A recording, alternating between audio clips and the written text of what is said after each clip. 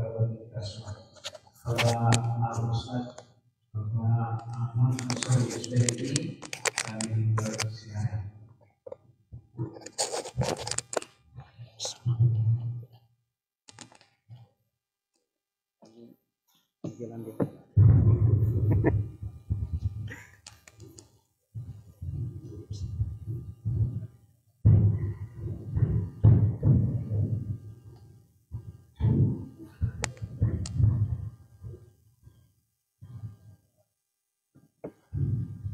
Assalamualaikum warahmatullahi wabarakatuh. Alhamdulillahirabbil alamin. Assalatu wassalamu ala asrofil anbiya'i wal mursalin wa ala alihi wa sahbihi rasulillahi ajma'in. Puji syukur kehadirat Allah Subhanahu wa taala, berkat rahmat hidayah taufiknya sehingga kita masih dapat berkumpul di masjid yang kita cintai ini dalam rangka melaksanakan ibadah sholat subuh secara berjamaah. Alhamdulillah, sholat subuh telah kita laksanakan secara berjamaah. Semoga Allah Subhanahu wa taala menerima amal ibadah kita dan kelak nantinya akan mengumpulkan kita semuanya dalam surganya. Amin ya rabbal alamin. Kaum muslimin jamaah sholat subuh yang insyaallah dirahmati Allah Subhanahu wa taala, pada kesempatan kali ini kami diminta pengurus masjid untuk menyampaikan kuliah subuh. Insyaallah pada kesempatan kali ini kami ingin membawa materi tentang nasihat Rasulullah Sallallahu Alaihi Wasallam kepada Abdullah ibnu Abbas, yaitu Ibnu Abbas, yang mana keterangannya termaktub di dalam salah satu hadis yang dikumpulkan oleh Imam Nawawi, yaitu hadis nomor ke-19. An Abil Abbas Abdullah bin Abbas radhiyallahu anhuma qala kuntu khalfan Nabi sallallahu alaihi wasallam yauman. Dari Abil Abbas Abdullah bin Abbas radhiyallahu anhuma qala kuntu khalfan Nabi sallallahu alaihi wasallam yauman. Dia berkata, pada suatu hari aku pernah berada di belakang Rasulullah sallallahu alaihi wasallam. Faqala ya gulam. Rasulullah sallallahu alaihi wasallam bersabda, wahai pemuda, wahai bocah atau anak kecil, inni u'allimuka kalimat. Sesungguhnya aku akan mengajarimu beberapa kalimat. Ihfazillaha yahfazuka. Jagalah Allah, niscaya Allah akan menjagamu. Ihfazillaha tajidhu tujahaka. Jagalah Allah, niscaya engkau akan menemukan Allah di hadapanmu. Ihfazillaha tajidhu tujahaka. Jagalah Allah, niscaya engkau akan menemukan Allah di hadapanmu. Wa'mal lupa, maaf. Kami ulangi, ihfazillaha tajidhu tujahaka. Jagalah Allah, niscaya engkau akan menemukan Allah di hadapanmu. Wa'lam idza sa'alta fas'alillah. Jikalau engkau ingin bertanya, maka bertanyalah kepada Allah. Memintalah kepada Allah. Wa idza sta'anta fasta'in billah. Jikalau engkau ingin meminta pertolongan, maka mintalah pertolongan kepada Allah Subhanahu wa taala. Wa'lam annal ummata law ijtama'at ala ay yanfa'uka bisay'in lam yanfa'uka illa bisay'in qad katabahu Allahu lak. Sesungguhnya umat ini jikalau mereka bersatu padu ingin memberikan manfaat kepadamu tentang sesuatu, maka mereka tidak akan dapat memberikan manfaat kepadamu kecuali dengan apa yang telah Allah tetapkan bagimu. Wa in jatama'u ala ay yaqurruka bisay'in lam yaqurru illa bisay'in qad kataballahu 'alaik. Dan sebaliknya, jikalau mereka bersatu padu ingin memudaratkan engkau dengan sesuatu, maka mereka tidak akan pernah dapat memudaratkan kamu kecuali dengan apa yang telah Allah tetapkan akan menimpamu. Rufi'atil aqlam wa jaffatis suhuf. Pena telah diangkat dan lembaran-lembaran catatan telah kering.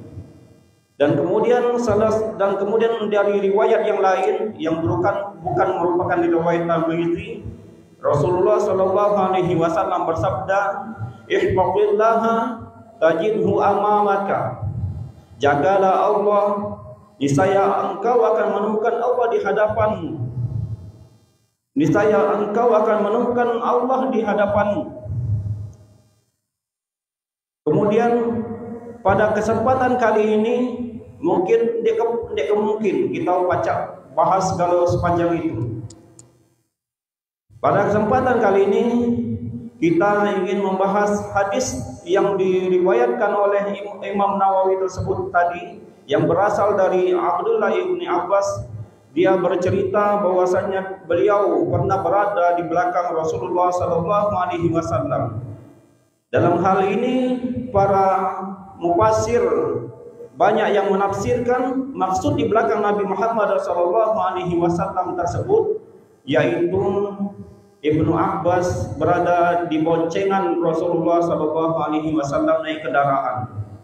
Lalu Rasulullah sallallahu alaihi wasallam menyapa beliau dengan perkataan ya gulam, wahai anak kecil. Karena pada saat itu Abdullah ibn Abbas tersebut masih berusia 9 tahun, masih kecil. Rasulullah mengatakan, ini muallimuka kalimat, aku akan mengajarkan kepadamu beberapa kalimat. Rasul sallallahu alaihi wasallam dalam menyampaikan sesuatu kepada Ibnu Abbas tersebut dengan metode tertentu agar Abdullah ibnu Abbas tersebut dapat memperhatikan. Disapa dahulu oleh Rasulullah sallallahu alaihi wasallam dengan sebutan ya gulam, yaitu wahai anak kecil, wahai pemuda, agar Abdullah ibnu Umar tersebut benar-benar memperhatikan, dan sungguh aku akan mengajarkan kepadamu beberapa kalimat. Lalu Rasulullah sallallahu alaihi wasallam memulai sabdanya tersebut dengan ihfazillaha yahfazka. Jagalah Allah, niscaya Allah akan menjaga. Pada kalimat tersebut jagalah Allah, tentunya Allah tidak perlu dijaga. Kita yang dijaga oleh Allah Subhanahu wa taala. Setidaknya di dalam kalimat jagalah Allah tersebut ada dua penafsiran dari para ulama. Yang pertama yaitu menjaga batasan-batasan dari Allah Subhanahu wa taala. Yang mana yang berupa perintah maka kita laksanakan. Yang mana berupa larangan maka kita tinggalkan. Di dalam banyak ayat Allah menyebutkan agar kita menjaga amal kita. Salah satunya menjaga amal solat kita 5 waktu sehari semalam. Hafizu ala sholawati was sholatil wusta wa qumu lillahi qanitin. Jagalah solat 5 waktu dan terkhusus solat asar.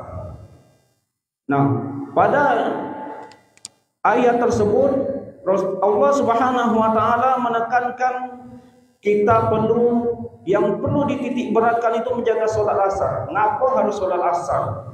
Ngapa dia sholat isya, sholat maghrib, sholat subuh dan lainnya? Ngapa harus sholat asar? Nah, kadang-kadang yang waktu asar ini kalau kita sibuk bekerja, petang-petang itulah kelintaan. Akhirnya ndak istirahat jerang terpeladu sembahyang asar.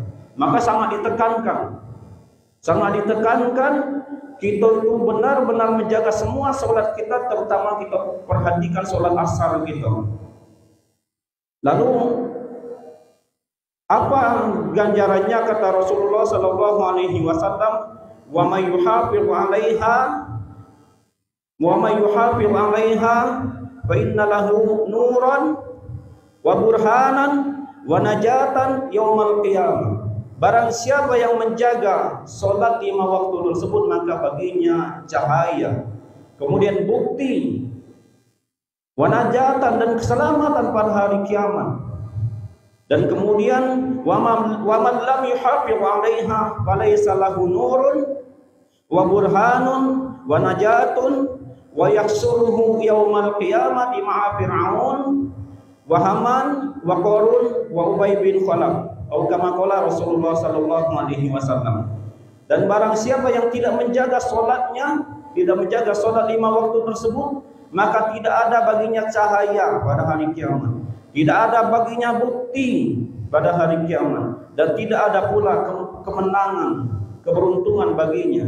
Dan dia akan dikumpulkan bersama Fir'aun, bersama Haman, bersama Qarun, dan bersama Ubay bin Khalaf. Yang mana mereka yang meninggalkan sholat karena sibuk dengan kekuasaannya, maka dia akan dikumpulkan bersama Fir'aun.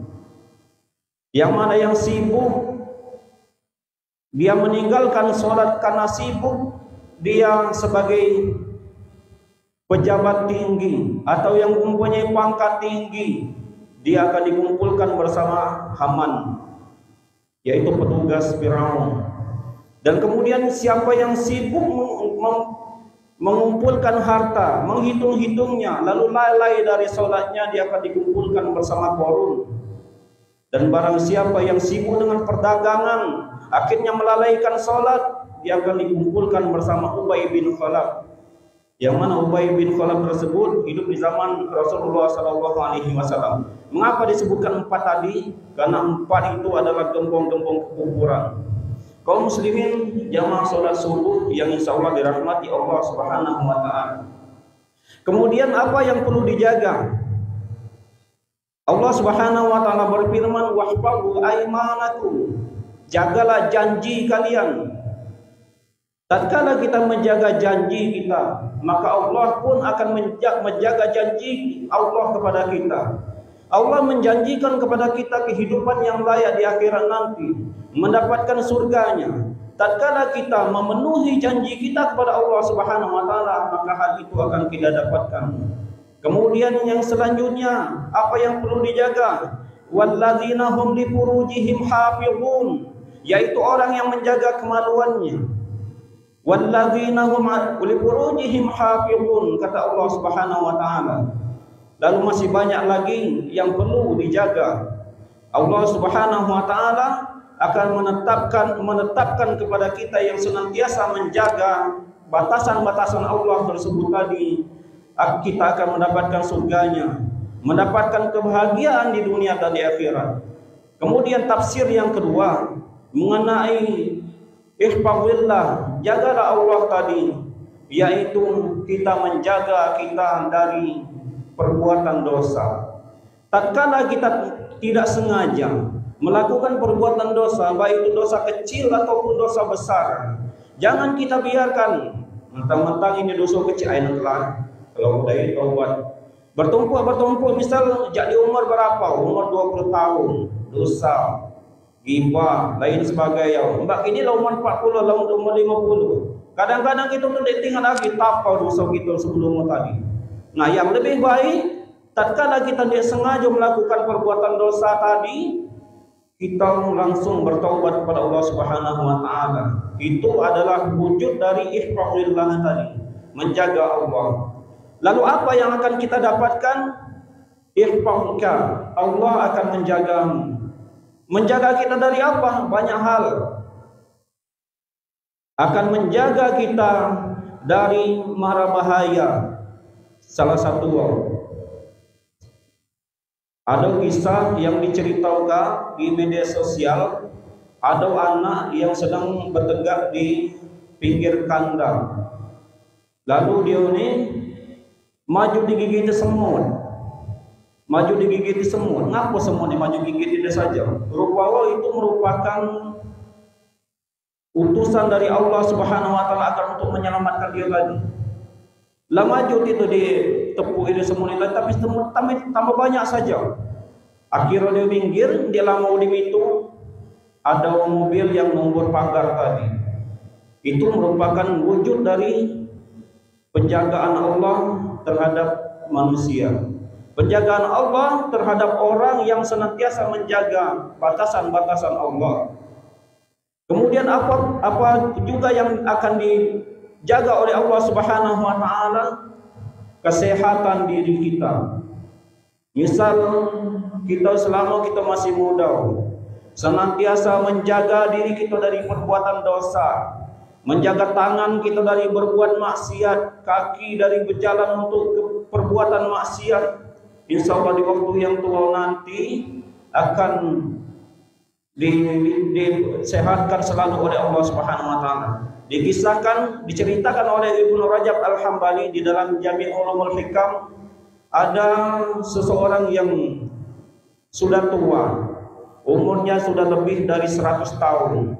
Suatu hari dia melompat dengan loncatan yang sangat kuat. Lalu dia dicela oleh orang lain. Engkau meloncat dengan loncatan yang sangat kuat. Apakah engkau tidak takut tulangmu akan sakit dan lain sebagainya, akan retak dan lain sebagainya? Lalu orang tua tersebut berkata, dahulu semasa aku masih muda, aku menjaga tanganku dari berbuat maksiat, aku menjaga kakiku dari berjalan menuju tempat maksiat, maka pada hari ini aku telah di usia yang tua ini, Allah menjaga kesehatanku. Kemudian apa pula yang diberikan penjagaan oleh Allah Subhanahu wa taala? Penjagaan terhadap harta kita. Dahulu juga pernah dikisahkan di Madinah ada kejadian petir menyambar hewan-hewan ternak. Lalu pemerintah Madinah berniat untuk mengganti binatang-binatang ternak yang mana yang samar petir dan mati tadi. Lalu ada sugeng yang datang kepada hakim, lah dikumpul ke dia beserta bukti-bukti yang puluhan rupa dia mati, kambing puluhan, unta puluhan. Lalu apa kata hakim ini tadi? Jangan-jangan dia berzakat. Nah, akhirnya jemaah itu diam. Salah satu kita menjaga Allah tadi dengan melaksanakan perintahnya. Salah satu perintah Allah Subhanahu wa taala yaitu bayar zakat. Kalau kita bayar zakat, insya Allah harta kita akan dijaga oleh Allah Subhanahu wa taala. Kemudian yang masyhur di dalam Al-Qur'an di dalam surat Al-Kahfi tentang cerita Nabi Khidir dan Nabi Musa yang mana mereka singgah di suatu tempat. Lalu mereka berdua minta dijamu, nak jamu minta makan dengan penduduk setempat tadi. Namun penduduk setempat enggan, didenda. Nabi berdua nak minta makan, dirinjui dia rumah laju, pergilah orang. Nah kemudian belum jauh jadi situ, Nabi Khidir dan Nabi Musa alaihi salam minat rumah yang hampir rubuh. Lalu dilubus ke dia dinding ni tadi, ditegak ke dia lagi. Kata Nabi Musa, apa pula kau bertolong, kau bertegak kau tembok jemaah tadi, padahal jemaah dusun ini didendak menjadi kita makan. Nah lalu penjelasannya di dalam ayat yang lain, wa ammal jidaru fakana li ulamain yatimaini fil Madinah wa kana tahtahu kanzul lahumā wa kana abuhuma shalihah. Dan adapun dinding yang aku tegakkan, yang keluruskan tadi, milik dari dua anak yatim. Milik dari dua anak yatim yang di bawahnya itu ada harta. Yang dahulunya bapak mereka itu adalah orang yang soleh. Pada intinya karena kesolehan bapaknya tadi, maka Allah memberikan penjagaan terhadap anak keturunannya. Bahkan di dalam ilmu tafsir ada juga yang menafsirkan bapak yang disebutkan di dalam ayat tersebut adalah bapak yang ketujuh. Masya Allah, nenek moyang yang ketujuh yang soleh sampai keturunan dia yang ketujuh juga masih dijaga oleh Allah Subhanahu wa taala karena kesolehan dia tadi. Maka dengan kesolehan kita, insya Allah Allah akan menjaga anak keturunan kita, menjaga keluarga kita. Itu bukti di dalam surat Al-Kahfi ayat yang ke-82. Kemudian yang selanjutnya bukti dari penjagaan Allah Subhanahu wa taala dengan orang yang senantiasa menjaga batasan-batasan Allah tersebut tadi, dia diselamatkan dari mara bahaya dan malapetaka. Contoh juga yaitu tentang Nabi Musa dan Nabi Harun yang ketakutan menghadapi Fir'aun. Lalu kata Allah Subhanahu wa taala, la takhafa innani ma'akum asma' wa ara. Jangan takut, aku bersama kalian berdua, aku mendengar dan aku melihat. Nah, lalu singkat cerita, Nabi Musa dan Nabi Harun ini tadi berserta pengikut tadi dikejar oleh Fir'aun sampai ke Laut Merah. Lah di depan Laut Merah ndok lama nanti tertangkap kata anak orang. Kata Nabi Musa, tidak, sesungguhnya Allah bersamaku dan Allah akan memberikan petunjuk kepadaku. Innallaha ma'ya rabbi sayahdin. Sesungguhnya Allah bersamaku dan Allah akan memberikan petunjuk kepadaku, akan memberikan pertolongan. Benar saja Allah mewahyukan kepada Nabi Musa untuk memukulkan tongkatnya, lalu terbukalah lautan, lalu selamat. Karena kesolehan Nabi Musa dan Nabi Harun, maka Allah selamatkan mereka berdua beserta pengikut-pengikut mereka. Kemudian selanjutnya salah satu Nabi juga yang diselamatkan karena kesolehannya yang disebutkan di dalam Al-Quran yaitu Nabi Yunus alaihi salam. Yang mana Nabi Yunus pergi tatkala kaumnya banyak yang membangkang. Lalu dia pergi, kemudian dia ditelan ikan paus. Lalu di dalam ikan paus, Nabi Yunus berdoa kepada Allah Subhanahu wa taala, la ilaha illa anta subhanaka inni kuntu minadh dhalimin. Tidak ada Rabb selain Engkau, sesungguhnya aku termasuk orang-orang yang zalim. Lalu Allah selamatkan Nabi Yunus tadi. Apa kata Allah Subhanahu wa taala? Kalaulah bukan Yunus tersebut dahulunya senantiasa beribadah kepadaku, senantiasa bertasbih kepada Allah Subhanahu wa taala, maka dia diselamatkan di dalam ikan paus tadi. Diselamatkan karena apa? Karena selama ini sebelumnya dia senantiasa menjaga batasan-batasan Allah. Ihfazillah yahfazka. Kemudian yang selanjutnya salah satu penjagaan Allah Subhanahu wa taala, kita diselamatkan dari perbuatan mungkar, maksiat yang sangat merugikan. Contohnya Nabi Yusuf alaihi salam. Nabi Yusuf dengan kesolehannya, kemudian dia digoda oleh seorang wanita. Lalu Allah Subhanahu wa taala singkat cerita menyelamatkan Nabi Yusuf itu juga karena kesolehan Nabi Yusuf. Kalaulah bukan Nabi Yusuf adalah hamba Allah yang soleh, senantiasa beribadah kepada Allah Subhanahu wa taala, maka Nabi Yusuf pun akan terjerumus ke perbuatan fahisha tersebut. Susah hendak menghindari perbuatan itu, apalagi yang ngajak itu yang tinau. Kadang-kadang ini yang paling banyak ini lanang yang ndak pasang udinnya. Ini tinau yang ngajaknya, lepas dia kelasu. Itu dia terjadi karena apa? Karena Allah Subhanahu wa taala membantu Nabi Yusuf alaihi salam oleh sebab kesolehannya. Kaum muslimin jamaah salat subuh yang insyaallah dirahmati Allah Subhanahu wa taala. Kemudian kelanjutan hadis tersebut di atas, ihfazillaha tajidhu amamaka. Jagalah Allah, niscaya engkau akan menemukan Allah di hadapan. Maksudnya kita akan menemukan Allah di hadapan kita tatkala kita berada dimanapun, kita meminta pertolongan Allah Subhanahu wa taala, akan datang pertolongan Allah Subhanahu wa taala. Allah akan memberikan pertolongan kepada kita. Allah Subhanahu wa taala berfirman di dalam surat Ar-Ra'd ayat yang ke-11, dalam surat Ar-Ra'd ayat yang ke-11, lahu mu'aqibatun min baini yadayhi wa min khalfihi yahfazunahu min amrillah. Dia akan mendapatkan malaikat-malaikat sebagai yang menjaganya secara bergiliran di depan dan di belakang mereka, menjaga manusia orang yang bertakwa tersebut tadi dengan sebab perintah Allah Subhanahu wa taala. Jadi Allah mengutus malaikat untuk senantiasa menjaga orang tersebut yang senantiasa menjaga batasan-batasan Allah tersebut tadi.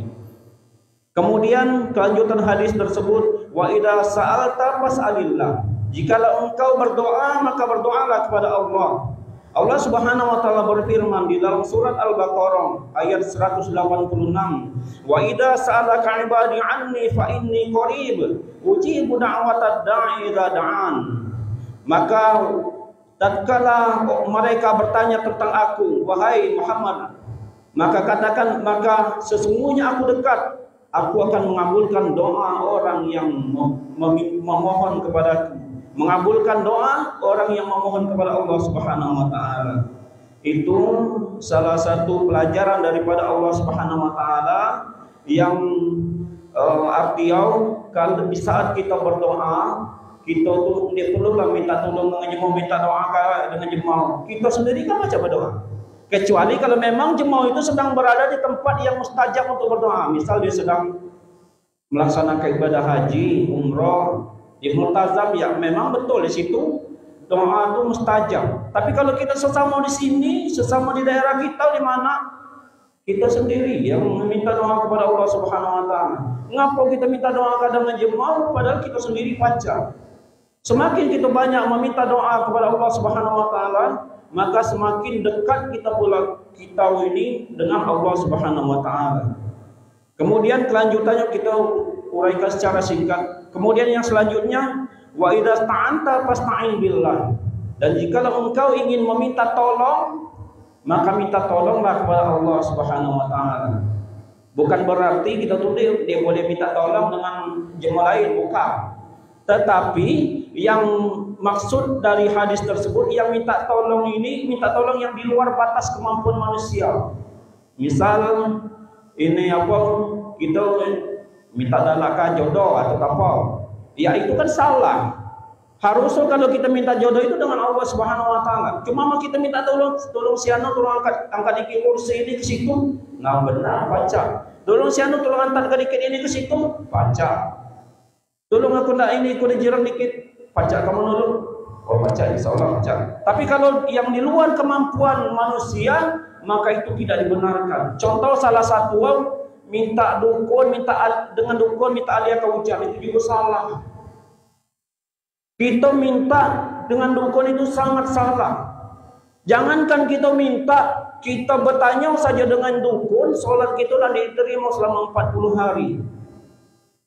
Rasulullah sallallahu alaihi wasallam bersabda, "Man atakahinan aw arrafan fasala anhu fasala sayyin falam tuqbal salatu arba'ina laila." Atau kama qala Rasulullah sallallahu alaihi wasallam.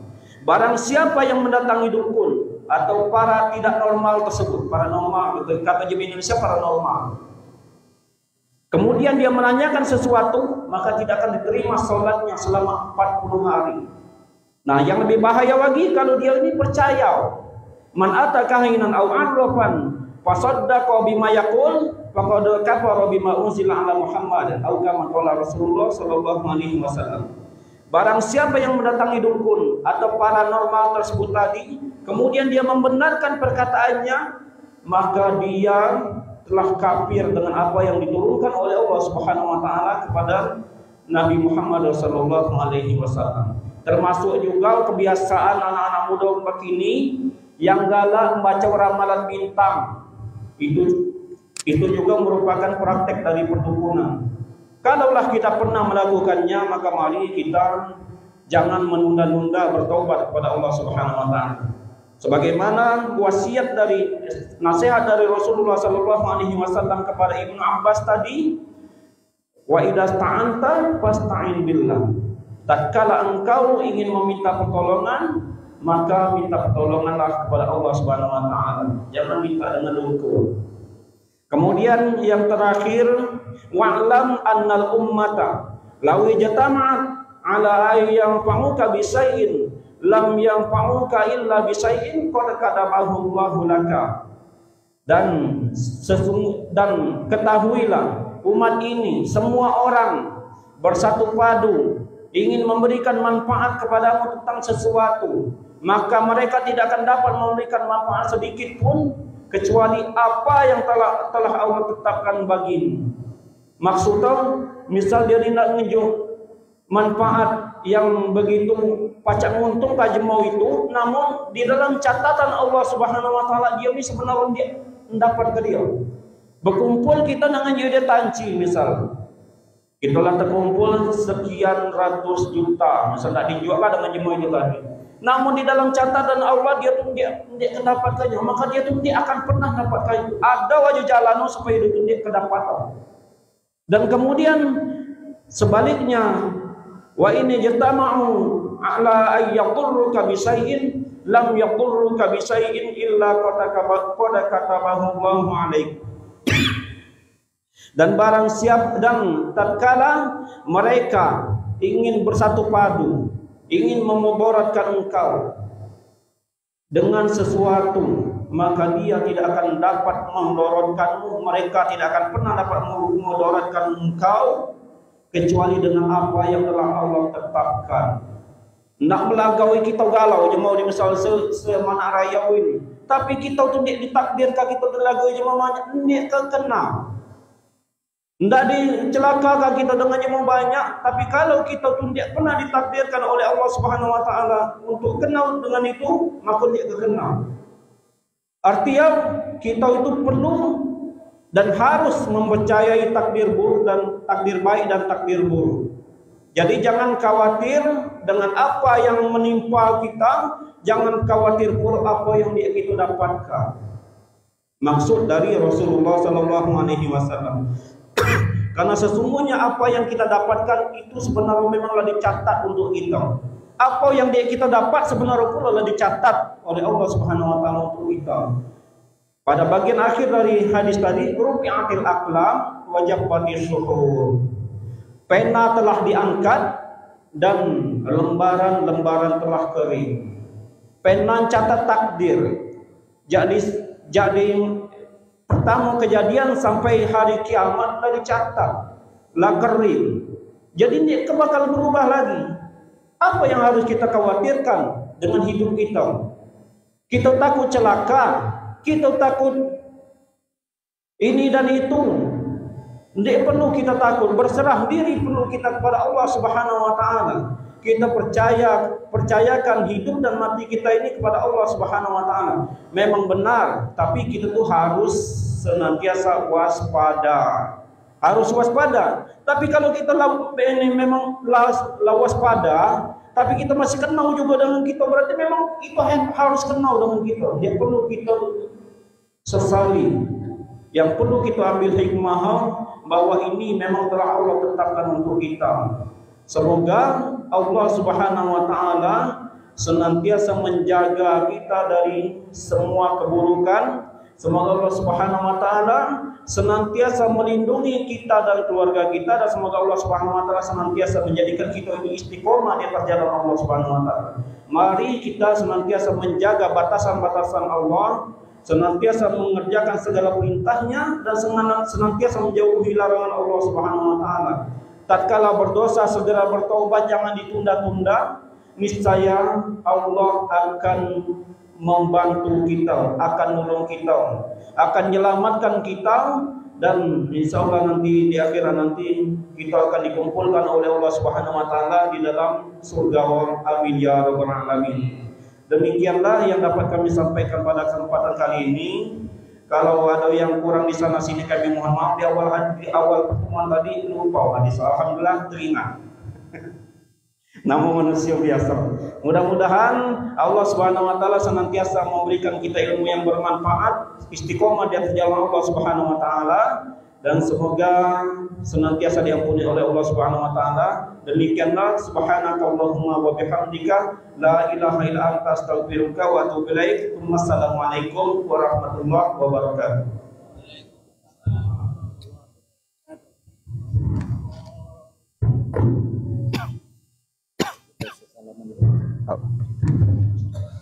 Demikianlah tausiah yang disampaikan oleh Bapak Sorry, terima kasih.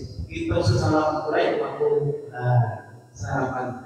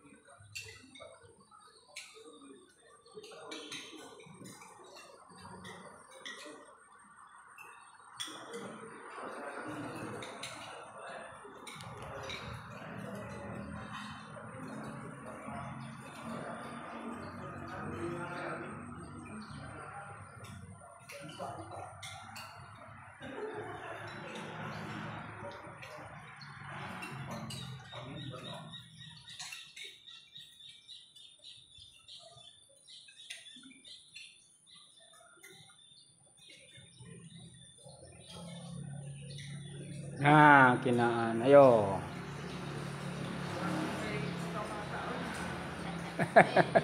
Ini jadi kemas subuh itu Kang masak. Ini lain lagi profesinya.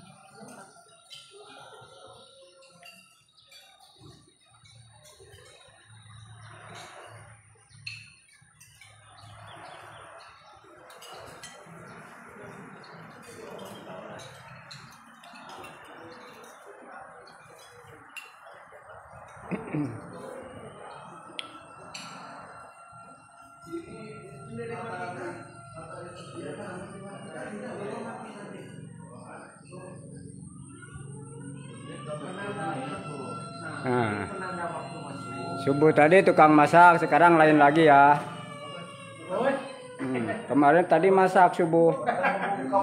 Nah, ada tuh tawa tuh kan, dah. Tukang makan ya dah.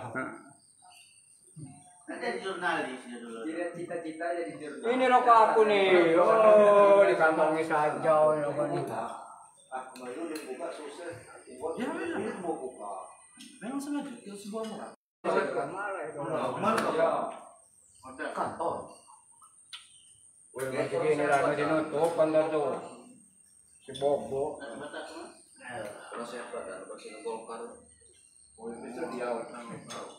Abang bersihkan Golkar, bersihkan di Bahlil.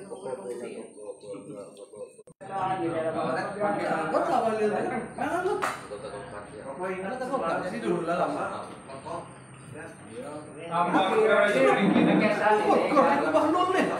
Kesan Bang Mona.